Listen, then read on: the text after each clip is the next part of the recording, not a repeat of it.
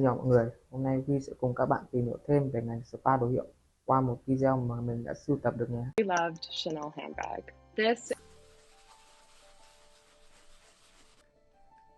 bag looks to have many years of dirt and grime buildup on it.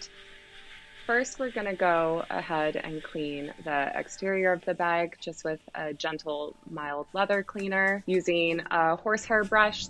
This really helps get into the leather and the cracks of where the stitching is. So we're able to really get a deep clean without hurting any of the exterior leather.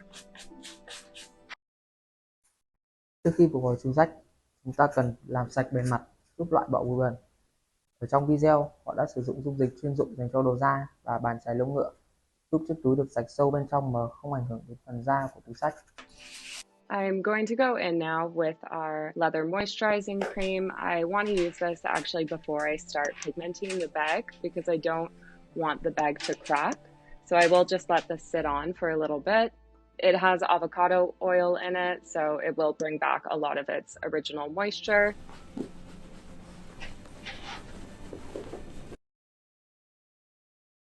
Túi sau một thời gian sử dụng sẽ bị khô và lão hóa rất nhiều. Ở đây, họ đã giữ ẩm lại túi xách, giúp chiếc túi được mềm mịn và cải thiện độ đàn hồi như ban đầu. Now we've unraveled the entire chain, and the reason that we're doing this is because we want to polish the hardware separately from it being attached to the leather of the chain. We're going to go in with the same leather cleaning solution that we did for the exterior of the bag, and we're going to also use the gentle horsehair brush. Sau khi làm sạch bề mặt, họ đã tháo phần dây quai để có thể dễ dàng vệ sinh và đánh bóng phần kim loại. Now that we've finished cleaning, I'm going to go in with an acetone-based leather primer.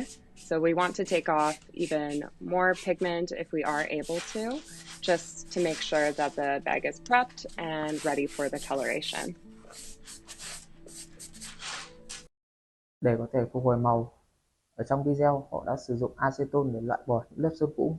Việc này giúp tăng độ bám dính và độ bền của những lớp sơn mới. Looking in the interior, you can see that there is some of the original color still in here. So this is actually what we're going. Bước tiếp theo, họ xác định màu gốc của túi xách bằng cách kiểm tra phần bên trong túi, vì đây là nơi rất ít tiếp xúc.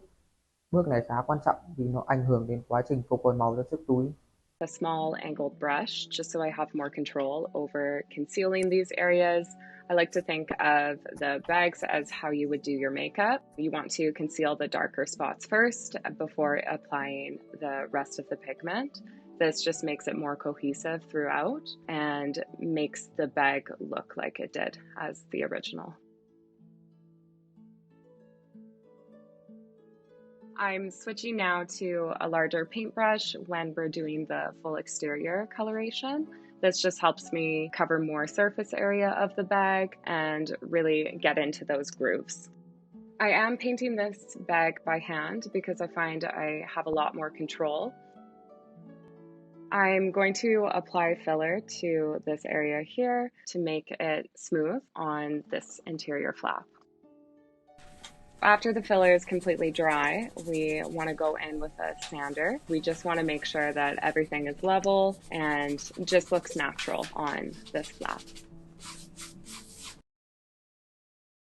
Sau khi phục hồi màu bên ngoài chiếc túi thì ở bên trong vẫn còn những vết xước, lõm.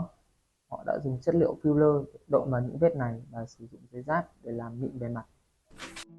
As you can see here, I have left the panel surrounding the CC without any pigment, and you can already see the color difference between the two. But the reason we're doing this is because we don't want the silver polish to destroy or deteriorate any of the pigment that we're going to put on now, since it is quite a harsh chemical.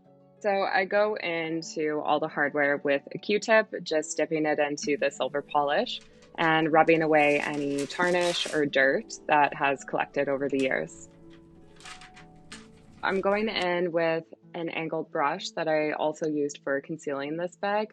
I just want to be a little bit more precise with painting around the CC. And if I get any pigment on the CC, it doesn't really matter. I'm able to take a Q-tip and wipe that right off, but I try and keep it as clean as possible.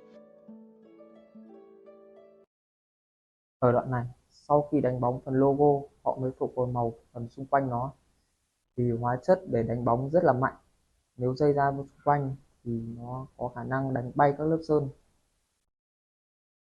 Now I'm going to go in with the second layer, and I'm doing this a little bit thinner and conceal the dark marks just like we did on the exterior of the full bag, and then go in and paint the entirety of the strap.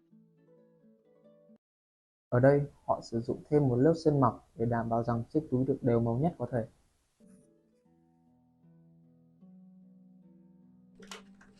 Even though we did polish the entirety of this chain, there is a few spots that we want to re-silver plate. For these spots here, we will use our re-silver plating tool, which we dip into a solution, and with electromagnets, it actually puts silver back onto where it's scratched off or tarnished off over time.